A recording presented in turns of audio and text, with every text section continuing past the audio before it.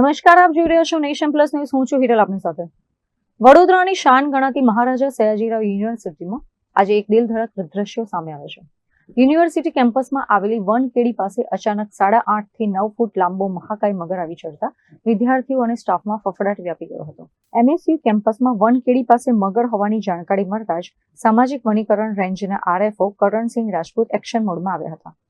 તેમના માર્ગદર્શન હેઠળ વન વિભાગની ટીમ અને સેવા ફાઉન્ડેશનના સભ્યો તાત્કાલિક ઘટના સ્થળે પહોંચી ગયા હતા. વન વિભાગના કર્મચારી શૈલેષ રાવલ સાથે યશ તડવી, આયુષ મિશ્રા, દીક્ષિત અને પ્રથમ વસાવાએ જીવના જોખમે આ વિશાળ મગરને કાબૂમાં લેવાની કામગીરી શરૂ કરી હતી. કેમ્પસમાં મગર દેખાતા જ મોટી સંખ્યામાં લોકો એકઠા થઈ ગયા હતા, પરંતુ રેસ્ક્યુ ટીમે અત્યંત સાવધાનીપૂર્વક મગરને દોરડા વડે બાંધી સુરક્ષિત રીતે રેસ્ક્યુ કર્યો હતો. આશરે 9 ફૂટના આ મગરને ત્યારબાદ વન વિભાગની કચેરી ખાતે લઈ જવામાં આવ્યો હતો. વડોદરામાં વિશ્વામિત્રી નદીમાં મગરોની મોટી સંખ્યા હોવાથી અવારનવાર રહેણાંક વિસ્તારો અને યુનિવર્સિટી કેમ્પસમાં મગરો આવી ચડતા હોય છે.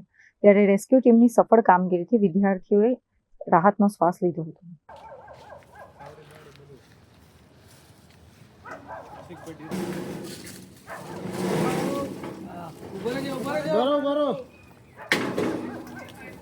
ખેંચો ઉભા રહો.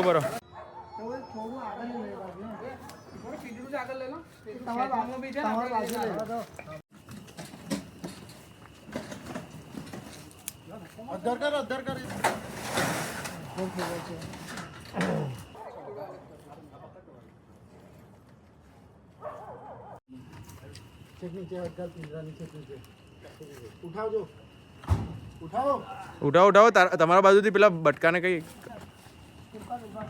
આજરોજ લગભગ સાંજના 6:30-7 વાગ્યાની આસપાસ અમને કોલ મળ્યો હતો. મહારાજા સયાજીરાવ યુનિવર્સિટીમાં જ્યાં 1 કેડી આવેલી છે ત્યાં એક 8.5 થી 9 ફૂટનો મગર ઉપરની બાજુ આવી ગયો હતો. તેની જાણ થતાં અમે તાત્કાલિક સ્થળ પર પહોંચ્યા હતા અને અમારા સાથે વન વિભાગના કર્મચારી એવા શૈલેષ રાવત સાથે આ મગરનું સુરક્ષિત રીતે હાલ રેસ્ક્યુ કર્યું છે અને તેને વન વિભાગમાં લઈ જવામાં આવશે. કેમેરામેન નવનીત પરમાર સાથે Chirag Patel, Nation Plus News, Vadodara. સમાચારોના સતત અપડેટ મેળવવા માટે અમારી નેશન પ્લસ ન્યૂઝની યુટ્યુબ ચેનલને સબસ્ક્રાઇબ કરો, બેલ આઇકન દબાવો અને જોડાયેલા રહો ફેસબુક, ઇન્સ્ટાગ્રામ અને ટ્વિટર પર.